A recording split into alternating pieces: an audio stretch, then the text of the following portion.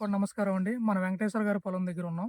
వెంకటేశ్వర గారు మొక్కజొన్నకి mega power అనేది వాడటం జరిగింది.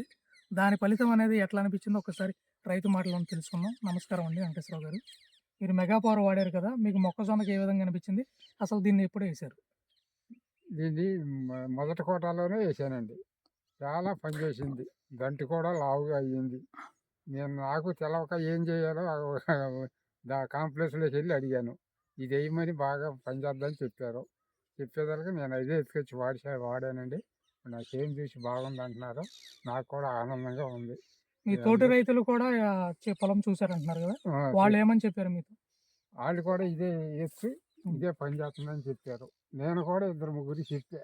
ఇది బాగా మనం పనిచేస్తుందంటే చూసుకున్నట్లయితే దంటు కూడా చాలా ఇదిగా మంచి సైజు రావడం జరిగింది. గంటి వయసుకు తగ్గట్టు కూడా దంటనేది మనకి లావుగా ఉండటం లావుగా జరిగింది. ఉంది. సో, రైతులందరూ కూడా తప్పనిసరిగా ఈ మెగా పవర్ అనేది మన మొక్కజొన్నలో ప్రతిసారి ఫస్ట్ దఫా కానివ్వండి, రెండో దఫాలో కూడా ఖచ్చితంగా ఈ మెగా పవర్ వాడుకోండి. మన చేనుకి మంచి దిగుబడులు పొందాలని